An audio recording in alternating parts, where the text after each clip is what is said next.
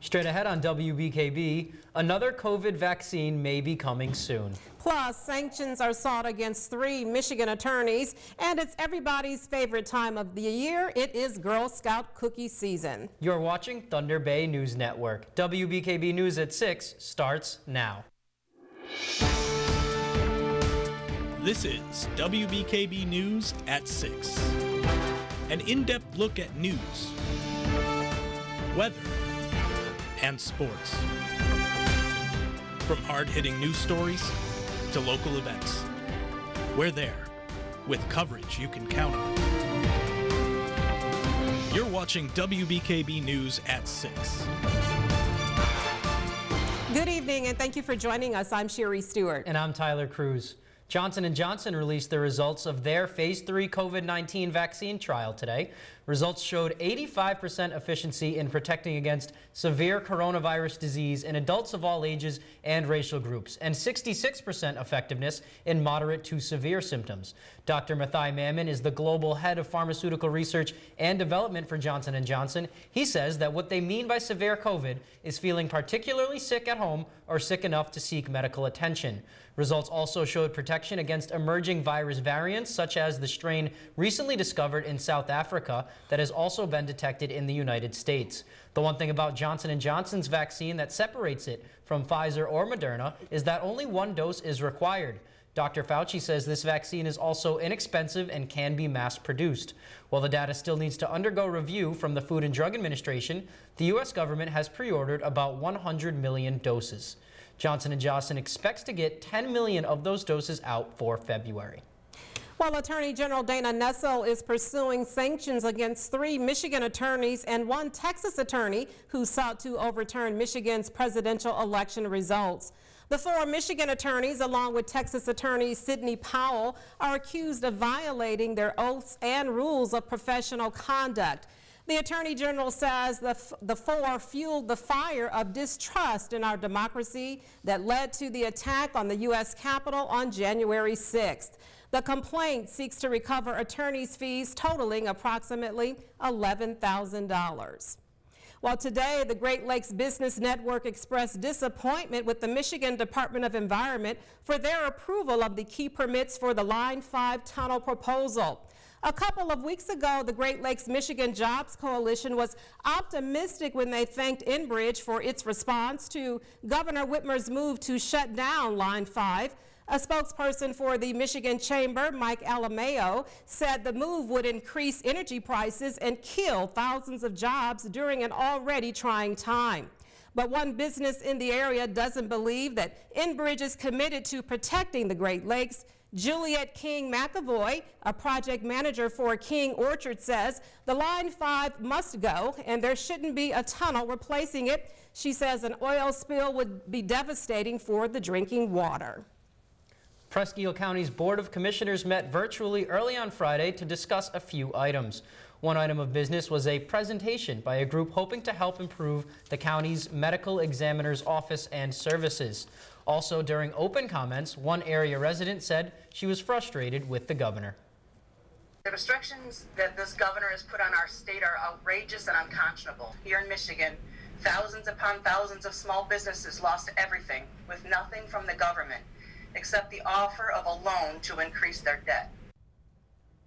Well, this response comes after the governor gave the green light recently to reopen indoor dining on February 1st and presented her COVID-19 recovery plan during her State of the State address earlier this week. The Michigan Department of Education filed a waiver request with the federal government on Monday. The department requested a waiver for standardized tests such as the M-STEP this school year. They cite a number of reasons, including a lack of consistent in-person instruction across the state and an unequal digital access. The request states that without uniform testing conditions, the data from the test results will be distorted. Paula Herbart, president of the Michigan Education Association, endorses the request.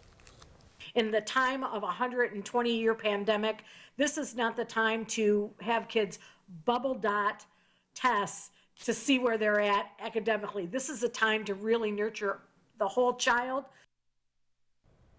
Herbart adds that the limited face-to-face time is best spent focusing on teaching students course content rather than teaching to a test. Robin Miller, a counselor at Alpena High School, says waiving standardized tests would be positive for students' mental health. They say, Mrs. Miller, do I have to wear my mask the whole time on this test? Or, you know, there's different comfort levels with all of the safeties that have to be in place while we test, and that causes issues too. In other words, students would have to deal with virus anxiety on top of normal test anxiety. Both Miller and Herbart say that the results of the M-STEP and similar tests take too long to process. They say data from end-of-year benchmark assessments are more immediately useful to educators right now.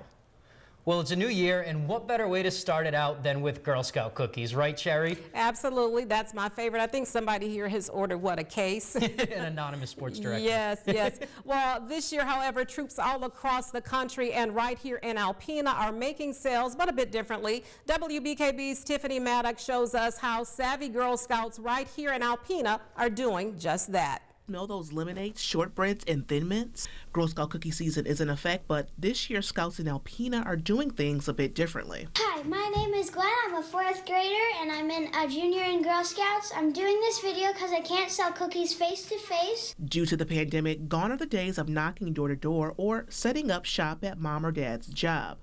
I would like for it to be over, especially because it's hard not seeing the girls in our troop. Jasmine says locally Girl Scouts are doing all they can to keep the tradition going. Girl Scout Mackenzie Musso says cookie season has helped her grow. Definitely gives a different skill set to be able to teach and work with the younger girls. This year, Musso and other Scouts in the area are trying to be as inventive as possible, pandemic style, revamping their normal cookie booths to meet the needs of staying safe. Some troops will probably have drive-through cookie booths. Little Miss Gwen, who's resorted to reaching her cookie goal sales via Facebook, says she hopes things get back to normal pretty soon. I love to interact with Girl Scouts because I think it's just really fun and I like learning new things. Nationally, the organization has even partnered with Grubhub for cookie deliveries where available, and you can also order from a Girl Scout online. In Alpena, Tiffany Maddox, WBKB News. And Jasmine says she hopes to have the troop she's involved with host cookie booths at Walmart this spring. She says they are still looking for additional places for booths where they can practice proper social distancing guidelines. And make sure you contact a local Girl Scout now, as the pre-order sales for cookies end on Sunday, January 31st. Cookies are set for delivery in early March. Oh, I can't wait for mine to come in. Well, as we enter the tax season, those that filed for unemployment benefits in 2020 can feel at ease. As tax preparer, Jackson Hewitt is offering discounted do-it-yourself tax prep and filing. Jackson Hewitt currently offers a $5 discount for those that collected UI benefits in 2020. According to Chief Tax Officer Mark Stieber, they have long serviced the hardest working and feel a commitment to them during such a challenging time. Stieber says they recognized early in the season that 2020 was going to be difficult and began devising a plan. He adds that over 60 million people filed for unemployment benefits in 2020 and says this year's filing could be more challenging. You couple that with all of the other challenges from the pandemic, people trying to make ends meet, starting their own business on the side. Another 40 million people will have the challenges of self-employment activity, which is different for a lot of people than just being an employee. So you cobble that all together. 2020 is looking like really quite a challenging year. Urges filers to start the filing process as early as possible. Missing one or more forms. You may have one or more issues that you need to find out more information. You can't simply look at last year's tax return this year and say it'll be like that. There may be many new elements and you may get caught off guard. Jackson Hewitt's promotion ends on February 28th. For more information, you can visit the website shown on the screen. Well, registration is now open for the Run for the Trees and the Happy Little Virtual 5K. The run, sponsored by the Michigan Department of Natural Resources, helps support tree planting in Michigan state parks. No matter how you reach the finish line, walk, run, or hike, you pick the place and the place anywhere outdoors. You have between April 22nd and April 30th to complete it. And for good measure, Earth Day and Arbor Day serve as bookends to this race. For more information about the race or to register, we'll have a link available on our website. And there is more news ahead for you here on WBKB. Coming up, a look at the life and legacy of the late. Forecast of more on that, but also when we could be seeing some snow or wintry mix moving into the area. Those details are ahead later in the newscast. And thank you for that, Ellie. We'll check back in with you later. Award-winning actress Cicely Tyson passed away Thursday at the age of 96. Her death comes just 2 days after the release of her memoir called Just As I Am. Chris Martinez takes a look at her groundbreaking and remarkable 7-decade career. Cicely Tyson spent much of her career playing strong black women, overcoming struggles.